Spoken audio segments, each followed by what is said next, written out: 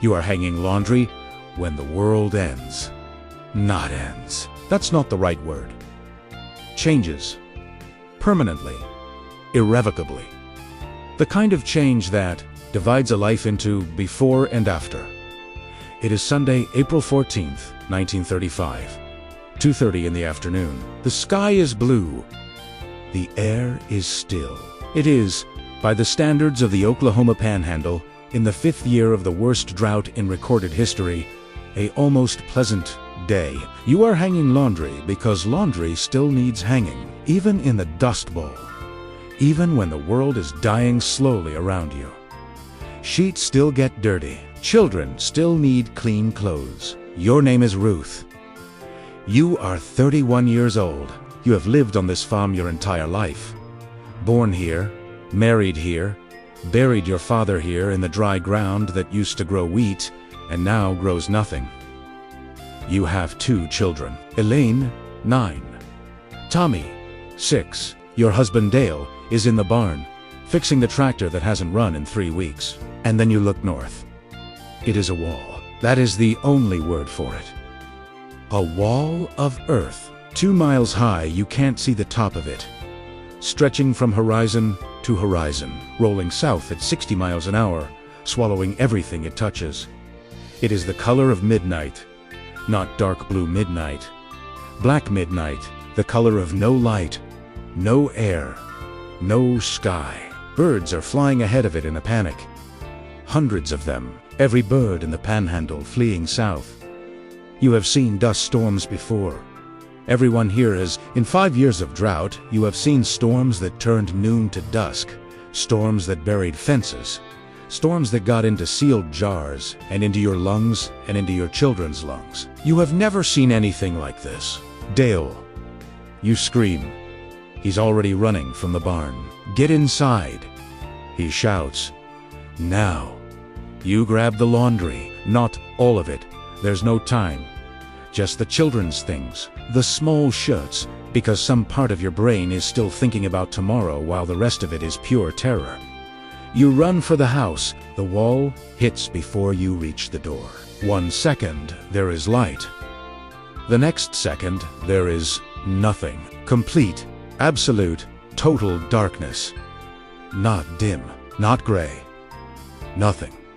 You cannot see your hand in front of your face. You cannot see the porch steps you have climbed 10,000 times.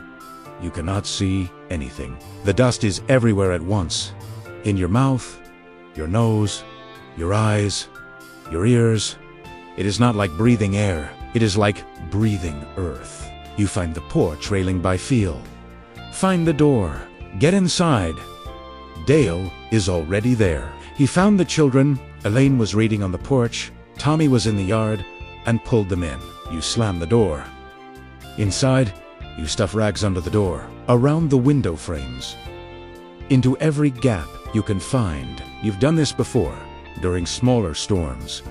It helps, not much, but some. The dust still comes. It seeps through the walls themselves, through wood that has dried and cracked through 5 years of drought. A fine brown haze fills the room, visible even in the lamplight. Tommy coughs.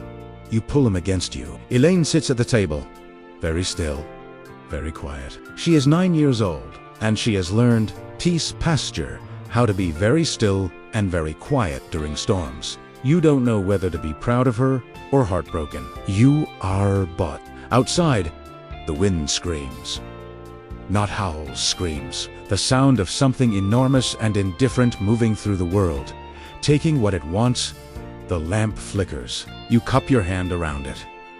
Dale sits at the table. He is not a man who shows fears. He is the son of farmers, and the grandson of farmers, and the great-grandson of farmers.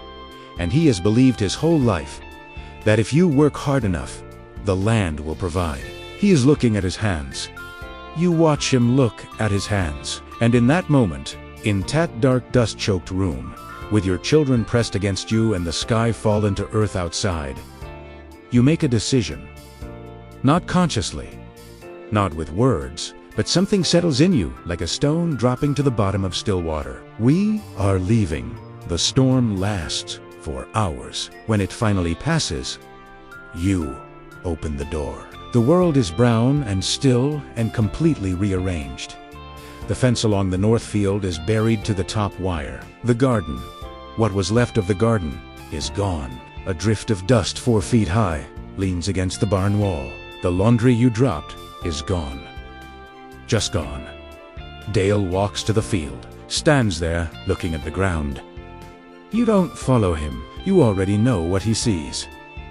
5 years of failed crops, topsoil that used to be 3 feet deep and is now blowing somewhere over Kansas. Land that your father homesteaded and your husband has worked every day of his adult life. Land that is finished. He stands there a long time. When he comes back, he doesn't say anything. He sits at the kitchen table. You put coffee in front of him. California, you say. He looks up. People are going, you say. The Hendersons went in February. The Carters left last month. We don't know anyone in California, he says. We don't have anything here, you say quietly. He looks at his coffee, looks at his hands again. There's work there, you say. Picking. Fruit. They need pickers. We're wheat farmers, he says, not fruit pickers. We're not anything right now, you say, except people who need to eat. Outside, Tommy is playing in the dust drifts, turning catastrophe into a game the way 6-year-olds do. Elaine is helping him, her 9-year-old dignity briefly abandoned in favor of dust castles. Dale watches them through the window. How much is in the jar? He asks. $43, you say. He is quiet for a long time. Then, I'll check the car. It takes 4 days to pack, which sounds like a long time until you realize that 4 days is how long it takes to decide what to take when everything you own has to fit in a 1929 Ford that is held together mostly by hope. You take the iron skillet, the good quilt your mother made, Dale's tools, the children's shoes, both pairs each, because shoes will matter in California, the photograph of your parents on their wedding day, the Bible, 3 changes of clothes, each, every can of food left in the pantry. You leave the furniture, the dishes, the curtains your mother sewed, the iron stove, your father's rocking chair. You leave the farm itself, the house, the barn, the dry, dead fields. The bank already owns, most of it anyway. On the morning of the 5th day, you load the last things into the Ford. Dale ties everything down with rope. Elaine sits in the back with Tommy, their legs folded around the iron skillet and the box of canned goods. You take one last look at the house. You were born in that house. Your father died in that house. Your children were born in that house. It is a small, weathered, dusk-covered house that looks like the land itself is slowly reclaiming it. Jew turned Hawaii. You get in the car. Dale starts the engine.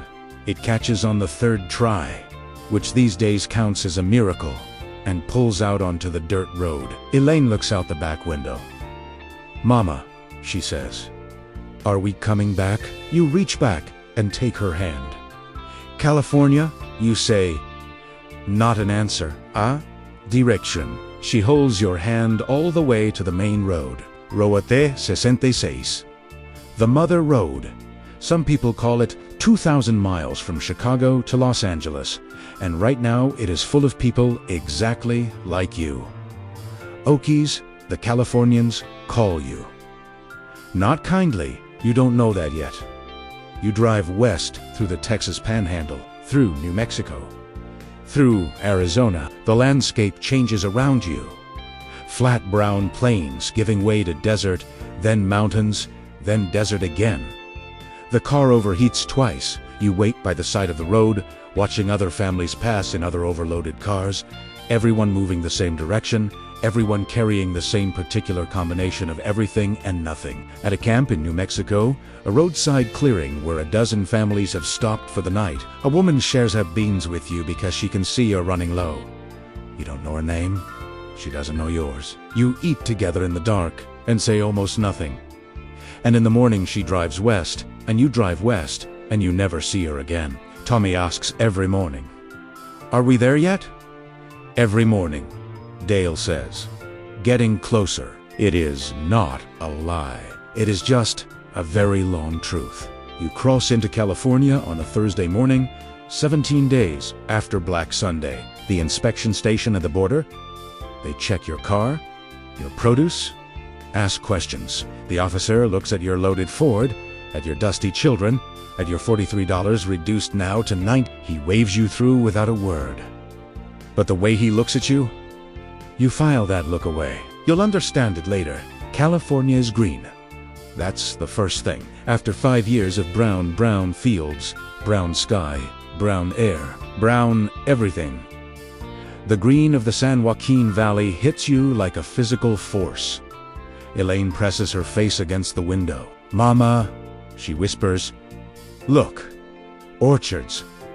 Miles of them. Orange trees, peach trees, walnut trees, green and heavy and impossibly, extravagantly alive." You start to cry. You don't mean to. You turn your face toward the window so the children don't see. Dale reaches over and takes your hand without looking at you. You find the labor camp on a Tuesday, a flat, dusty field. Outside Fresno, with rows of canvas tents and a water spigot and a manager. Who tells you picking starts at sunup and pays 2 cents a box? 2 cents a box. You do the math quickly. A good picker does maybe 30 boxers a day. That's 60 cents for a family of 4. This is not what you imagined. But the trees are full. The work is real. The camp is crowded with families exactly like yours, from Oklahoma, from Texas, from Arkansas, all of them here, all of them starting over, all of them doing the math and coming up with the same answer. It's not enough, but it's something. And something after Black Sunday, after the dead fields and the $43 in 17 days on Route 66, feels like everything. That night, in your canvas tent, Tommy falls asleep immediately. Elaine reads by lamplight. She found a discarded magazine at the camp entrance and has been reading it cover to cover, rationing it like food. Dale sits at the tent opening, looking out at the orchard. "It's not what I thought," he says. "No," you agree. 2 cents a box, he says. "I know. We're going to be okay," he says. Not a question. Not quite a statement. Something in between. Something that needs you to confirm it. You look at the green trees in the last of the evening light, heavy with fruit. Alive in a way Oklahoma stopped being years ago. "We're going to be okay," you say. You believe it. Mostly. This was life for Dust Bowl migrants in 1935. Between 1930 and 1940, an estimated 3.5 million people left the Great Plains, Oklahoma, Texas, Kansas, Arkansas, driven out by the combination of drought, failed crops, and the catastrophic dust storms that turned the region into a wasteland. Black Sunday, April 14, 1935, remains the worst single dust storm in American history. The wall of dust stretched from the Texas panhandle to Nebraska, turned afternoon to absolute darkness, and was visible from the East Coast as a brown haze in the sky. The migrants who drove Route 66 to California found a state that didn't want them. They were called Okies, a slur. They were turned away from towns, paid starvation wages, forced into squalid labor camps, and yet they stayed. They picked fruit. They built lives. Their children grew up Californian, carrying Oklahoma in their blood, but not their accent. Ruth picked fruit in the San Joaquin Valley for 3 years. In 1938, Dale found work in a cannery. In 1941, the war came and changed everything again. You never went back to Oklahoma. There was nothing to go back to. But California, the California that didn't want you, that called you Okie, that paid you 2 cents a box, became home. Because that's what people do. They find the green trees and taste old America diaries. Real life. Real history, one state at a time.